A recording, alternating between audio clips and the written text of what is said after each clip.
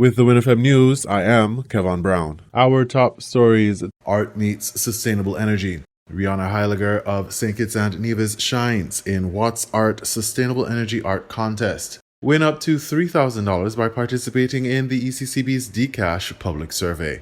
King Druzy crowned Sugarmass 53 Carib Senior Calypso Monarch. Collision bans Keys to the City wins Sugarmass 53 Road March title. Travel Hodge faces 6 charges surrounding importation of cannabis. Power ships in Guyana providing more power than needed. Special prosecutor in St. Lucia promises to root out corruption.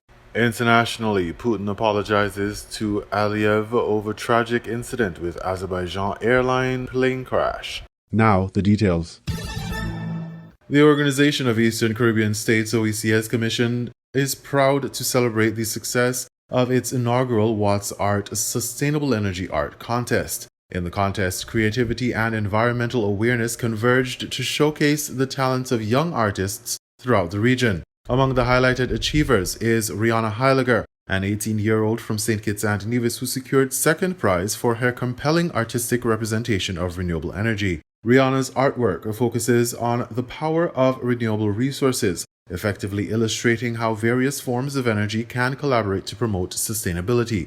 As she explained, her piece aims to communicate both the urgency and potential of sustainable energy solutions. Quote, "Art has a profound way of communicating complex ideas," Rihanna said, emphasizing her belief that visual storytelling can inspire action toward a more sustainable future. Her achievement reflects her artistic prowess and commitment to environmental advocacy. In the fiercely competitive contest, 21 entries were submitted from 8 OECS member states, underlining the widespread enthusiasm among youth for sustainable energy themes. Ayondel Williams of Grenada won first prize, and Nikira Sylvester, also from Grenada, took third place. In addition, St. Kitts and Nevis showcased exceptional talent with Jacori Isaac winning the People's Choice Award. This further emphasizes the nation's dedication to promoting artistic expression to support sustainability. The OECS Commission recognized the submission's artistic quality and thematic relevance after a panel of judges carefully evaluated them.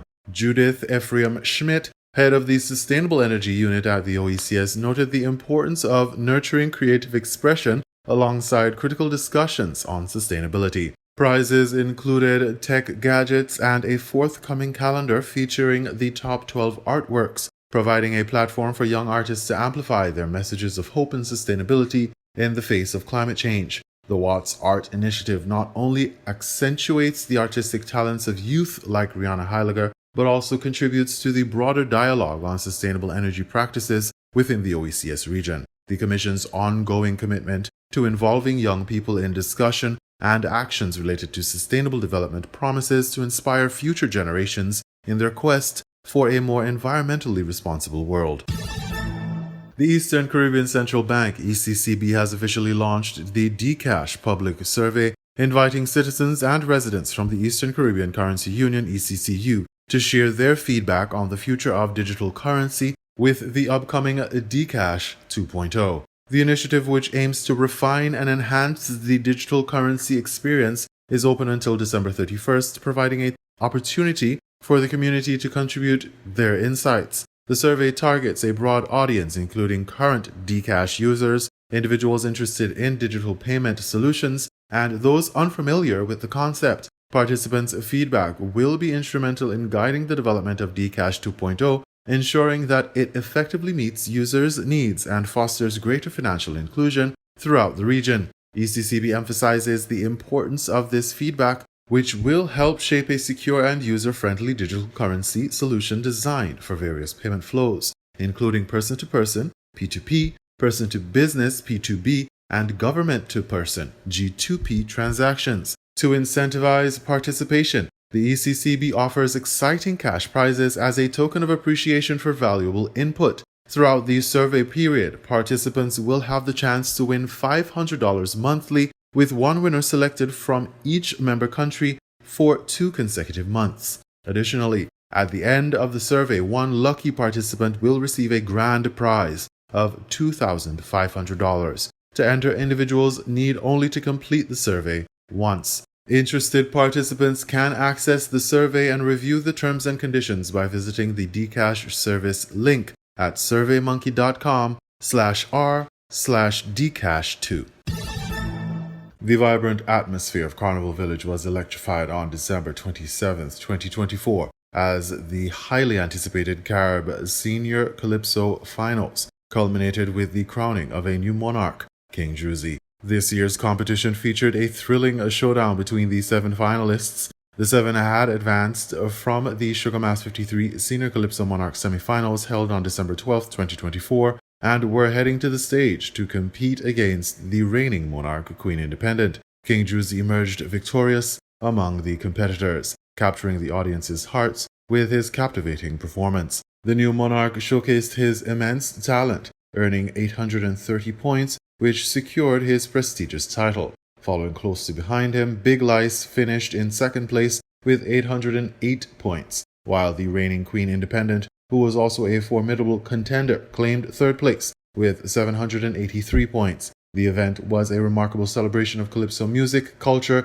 and the incredible skills of the artists, drawing attendees from across the region to witness the exciting performances. As the community reflects on the competition, there is a palpable excitement for the future of calypso music, particularly with the emergence of new talents such as King Druzy. The festivities are far from over, promising a continuation of celebration and events that encapsulate the spirit of Carnival in this vibrant nation.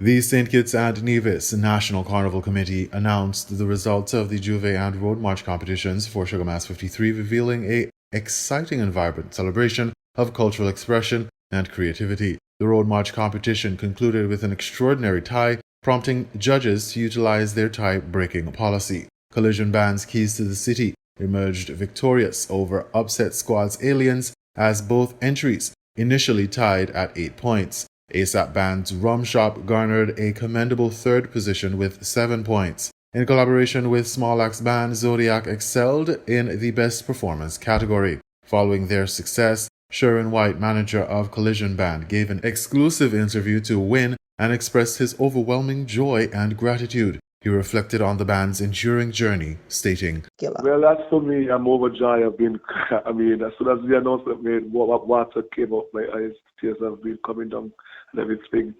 It's something else. I know the other guys are so happy. I want to thank the guys, Dottie, Chovy, Chess, Johnny, Eric, everybody, the whole team for coming together. Chubby especially have been working hard with me and everything. So, we are overwhelmed.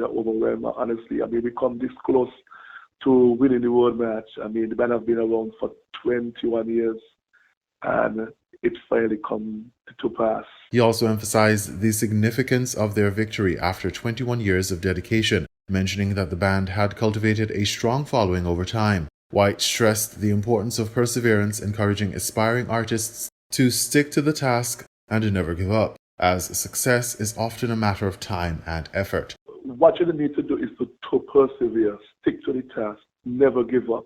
You understand your time will come. You see, sometimes we reach, so many young men start with us and they don't pop off gone, but we stick to the task, we took our blows and everything, and we went back and we strategized and everything.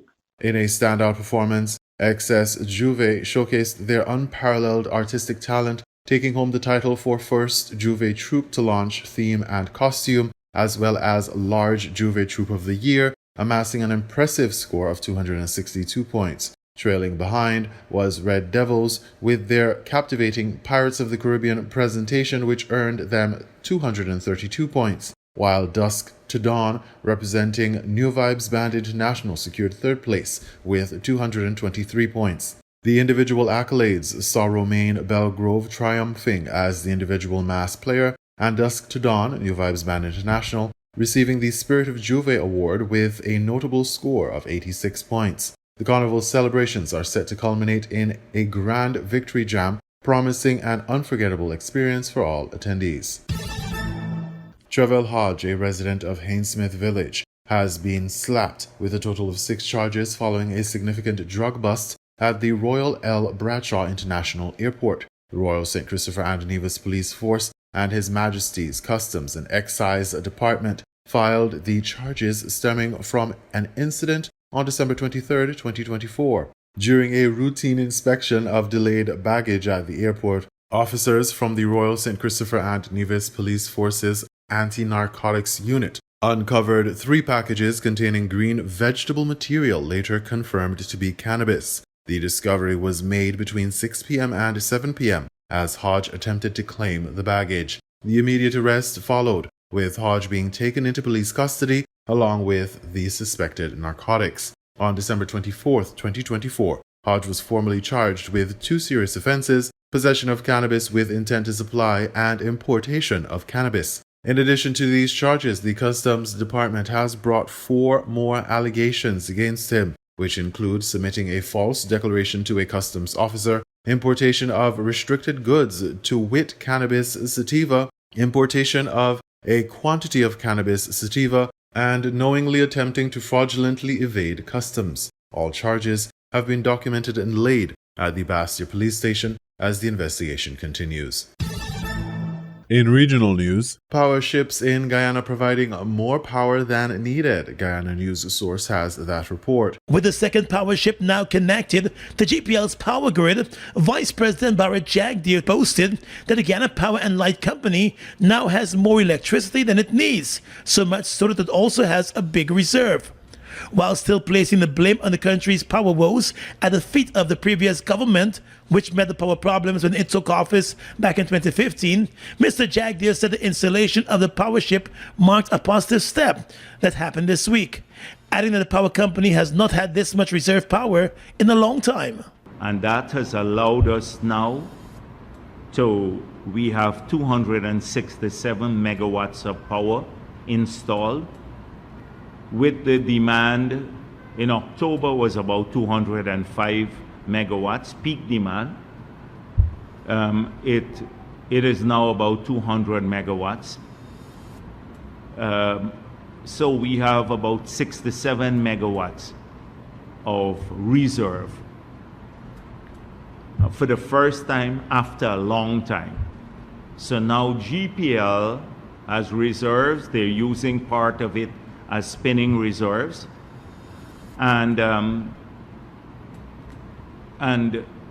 this would allow them to take out some of the other sets that have had delayed maintenance and do that maintenance now without affecting the availability of power. The country was gripped with frequent blackouts over the past few years at various intervals, with the government stating that more businesses and establishments were being connected to the grid. A number of used generators were bought, but that could not get the work done. And then a first power ship was rented, but that did not fully address the issue. The new power ship, which was connected over the weekend, is the second power ship to be rented by the government. Vice President Barrett Jagdeer said he's pleased with the development so far. We're expecting, as the President said, better levels of performance now that they have the adequate amount of power to meet the demand. In fact, they have way beyond what the peak demand is. So I'm very pleased that this has happened in the last week, and we don't expect to have blackouts the way we had because of shortage of power or the availability of power. There may be blackouts associated with faults in the transmission system from time to time, a pole faults or anything of that sort. Jagdeer said the rental of the power ships should be seen as transitional until the gas to energy project is implemented. The 2 ships are being rented for a period of 2 years. Special prosecutor in St. Lucia promises to root out corruption. DBS St. Lucia has that story. Special Prosecutor Robert Innocent is reporting that his office has been quite active over the past year, having received several complaints regarding corruption. Established to probe allegations of corruption among public officials, the Special Prosecutor's Office was created by an Act of Parliament in August 2022. Innocent's appointment would come more than a year later in November 2023. In an address last week, he gave an overview of what his office has accomplished in the past year. So far, the Office of the Special Prosecutor has received several complaints. Some of them have not merited investigation beyond weighing their merit, which revealed them to be frivolous, and so have been dealt with definitively. A couple required responses from persons against whom the complaints were made, and these responses proved decisive in determining the complaints had no merit, while the other complaints in our possession are under investigation. The opposition United Workers' Party has repeatedly questioned the motives behind the establishment of the office, expressing concern that it may be used for political witch hunts. Innocent, however, emphasized that this is far from the case. Did you know that the government has an anti-corruption policy?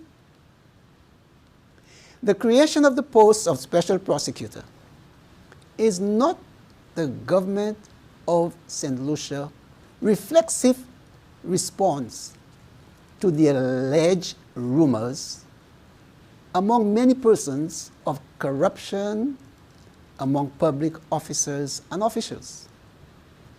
The fact is, the government of St. Lucia has been proactive in its anti-corruption stance. Successive governments over the years have pursued an anti-corruption policy that has borne fruit.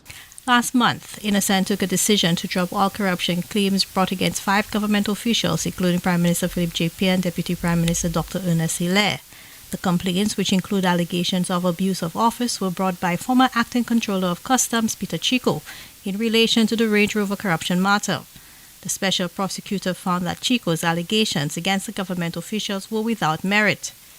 In his address, Innocent emphasized the challenges of investigating and prosecuting public corruption, but he noted that a concerted and unified effort by people of goodwill could lead to successful prosecutions. Advances in technology have benefited those with honest intent, as well as those with criminal intent in all endeavors of life. Today, corruption among leaders is not easily detected because they know how to use the technology available to hide the ill-gotten gains from detection and the reach of lawful investigation. The smoke of their destructive fire may be visible, but the fire is long extinguished before one gets to the source of the smoke.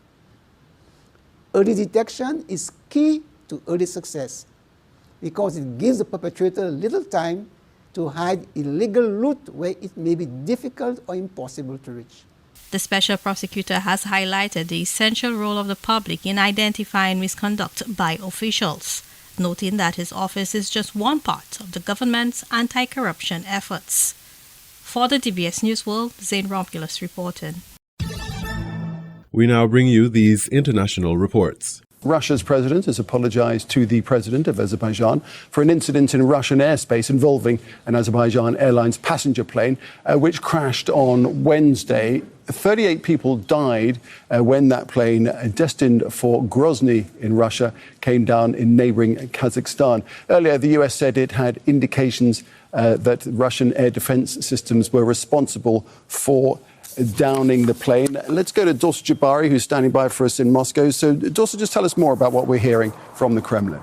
Well, according to a readout of the phone conversation that took place between Russian President Vladimir Putin and the president of Azerbaijan, Ilham Aliyev, the conversation surrounded the Russian president first saying that he was apologizing for the fact that this incident happened over Russian airspace. He did not acknowledge any role Russian military or Russian forces would have had in shooting down possibly this plane, but he did say that he was sorry that it happened over Russian airspace. Then he went on to offer his condolences to the families of the 38 8 people that lost their lives in this crash. The Russian president also highlighted the fact that the two countries are now working together. The information we got from the readout of this phone conversation was that 2 prosecutor general members from the Azerbaijan prosecutor general office are in Grozny at the moment, working with their Russian counterpart to continue the investigation that has gotten underway after this plane crash happened on December 25th. And we are also understand that the Russian officials continue to investigate the incident. And we have heard from various Russian officials, the one being the head of the Russian Civil Aviation Agency. He said that the situation in Chechnya is very complicated due to Ukrainian drone strikes in the region that have been increasing over the past few weeks. And that is why, reportedly, this passenger plane was not allowed to land in Grozny, and it had to travel away from that area across the Caspian and land in Kazakhstan, where it crashed. So there is a lot of questions remaining, but it's clear that the Russian president, acknowledging for the first time that this incident took place over Russian airspace, but coming short from admitting the possibility that the Russian military had any part in bringing it down. Indeed, an acknowledgement rather than an admission of guilt. How serious is this incident for Putin and for Russia diplomatically? Well, it's very serious, especially given the timing of the incident. We're at a point now where we've seen an increase of drone strikes and attacks from the Ukrainian forces onto Russian territory. And we have seen particularly the area of Grozny in Chechnya coming under intense attack. That is where, of course, the forces belonging to Kadyrov have been basically based, and they are part of the units fighting in Ukraine. So they have come under direct attack by the Ukrainian forces increasingly over the past few weeks. And now we saw the results of really possibly one of those attacks being a civilian airline being caught in the middle. These kinds of attacks have increased across Russia, and what we are now seeing after 3 years of this conflict that began in February of 2022, more and more the civilian population within Russia feeling for the very first time since the conflict began, really, the brunt and the realities of a country now at war. Hello there, I'm Rich Preston. A very warm welcome to BBC News. The World Health Organization says the last major functioning hospital in northern Gaza has been put out of service after it was evacuated by the Israeli military. The Kamal Adwan hospital had been under siege by the IDF for weeks. Staff say airstrikes there on Friday killed 50 people. The head of the hospital's nursing department told the BBC the army gave them only a 15-minute warning to evacuate patients and staff before the Israeli military then entered the hospital to remove anyone that remained. Israel says the hospital was being used by Hamas as a command centre, but has not provided any evidence to support this. Let's speak to our correspondent in Jerusalem, Amir Nader, who joins us now. Amir, so what is the health picture now for the people in northern Gaza? Well, much worse after this hospital is now being put out of service. We have just heard from the Deputy Minister of Health there in Gaza this morning, who told us that the staff, after the hospital was forcibly evacuated yesterday, around 100 of the staff were taken to a place to be interrogated. Some of them have been released and said it was a hard night of interrogation. Others are still understood to be detained, including the director of the hospital, Dr. Hossam Abu Safia.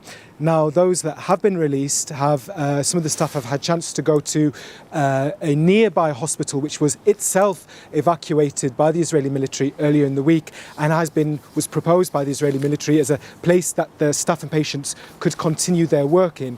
Those staff had said that there is no hospital to speak of there at the Indonesian hospital. They said it's understood there is no running water and no electricity electricity. And the World Health Organization has said that they are very concerned for the patients that had acute needs, including ventilation equipment, where the Indonesian facility doesn't appear to be equipped in order to take care of their needs. Now, the Israeli military, after it cleared the hospital yesterday, had said that it was being used by Hamas as a terrorist stronghold, something that Hamas have denied. But the picture, the medical picture in the north of Gaza, in that northernmost area, is looking extremely dire now with that last major hospital facility put out of action. Okay, Amir Nader for us in Jerusalem. Amir, thank you very much. Well, let's speak now to Dr. James Smith, an emergency doctor who's been to Gaza twice in the last year to carry out emergency procedures in hospitals there, including at the Kamal Adwan Hospital. Dr. Smith, thank you for joining us on the programme. I know you're in touch with colleagues in Gaza. What have they been telling you? I think your reporter there has painted a pretty accurate picture. So we lost contact with staff from Kamal Adwan yesterday morning. They were, as your reporter has said, they were forcibly displaced from the hospital. There are about 30 individuals, healthcare workers and patients that were taken to the Indonesian hospital, which is a short distance away. Now, the Indonesian hospital itself was heavily damaged by the Israeli military last week.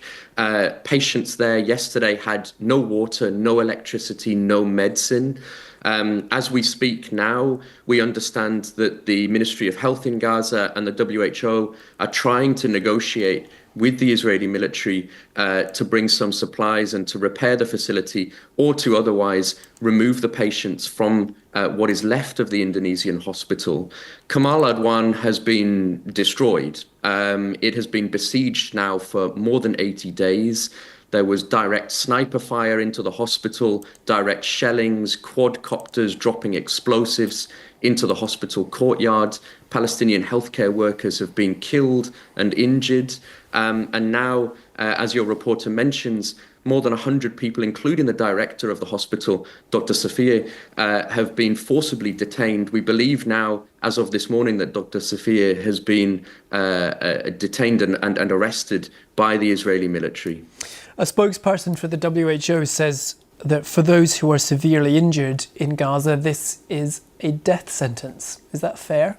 I think that's more than fair. I think that's probably an understatement. I think it's been a death sentence for Palestinians in Gaza for months now, more than 14 months of what Human Rights Watch, Amnesty International and the UN Special Rapporteur have described as a genocide and ethnic cleansing. Now, the strategy of deliberately targeting healthcare facilities, healthcare workers and health infrastructure forms part of that wider strategy.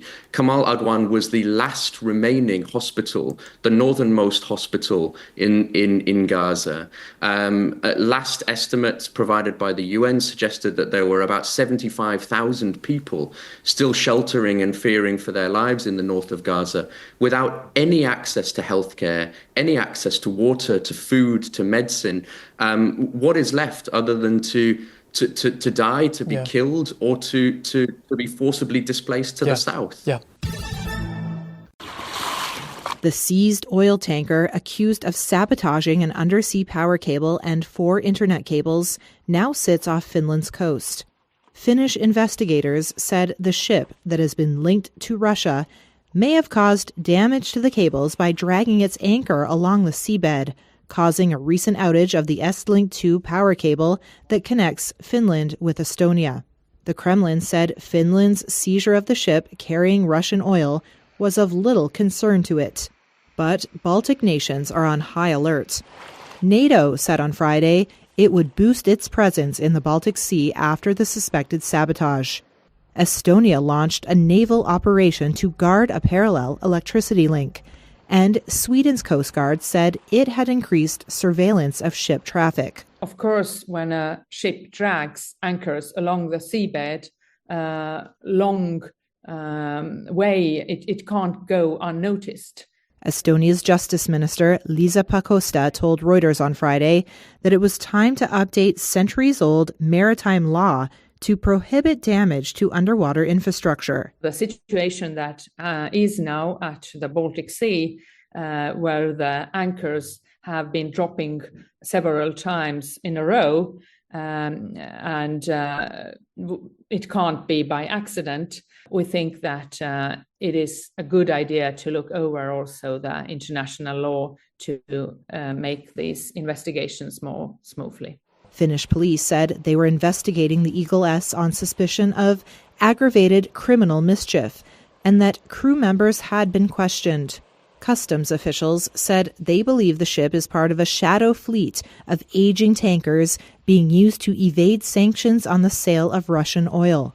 Meanwhile, grid operators said the damaged Estlink 2 power cable might not be back in service before August. Wall Street's holiday cheer ended abruptly on Friday, with all three major indexes closing lower in a broad-based sell-off. The Dow dropped more than 0.75%, the S&P 500 shed more than 1%, and the Nasdaq lost about 1.5%. The sell-off thwarted the seasonal Santa Claus rally, in which stocks traditionally rise during the last few days of December and into the start of January. But that's hardly surprising given the stock market's recent Trump bump, said Carol Schleif, chief market strategist at BMO Private Wealth. I think you could argue that we saw a lot of Santa Claus rally going into the election and certainly coming out of the election with the decisiveness that it was seemingly settled. And so there could be a lot of that going on. You've also got any time that you've got fewer participants in lighter volumes, concerns can push around. And there's a lot of folks, again, a lot of headlines you're seeing around people frightened about the tariffs that are coming in and not understanding. And now the immediacy with which that's facing people, especially in a lighter volume market with fewer people manning the trading desks, can lead to some of that where you've got people that are saying, look, 5% in cash is an okay place to be until this thing sorts itself out in a few weeks. All of the Magnificent Seven stocks tumbled Friday, with Tesla leading the group's decliners for the second day in a row, dropping about 5%. Shares of home health service provider Amedisys added more than 4.5%, its best one-day gain since July, after extending the deadline to close its $3.3 billion merger with insurer United Health. And shares of Lamb Weston climbed 2.6% after a filing showed activist investor Jana Partners is working with a sixth executive to push for changes at the French fry maker, a move that could result in a majority of the company's board being replaced. Antonio Mondlane is here to fetch his sister's body. Annabella was shot and killed the day after Mozambique's Constitutional Council declared Daniel Chapo president-elect. He says she was going to buy sugar and got caught up in protests. She had no problems with anybody. She was humble and always happy. She was like a mother to me.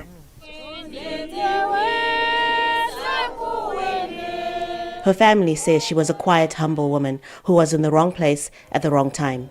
There has been unrest in Mozambique since disputed elections in October.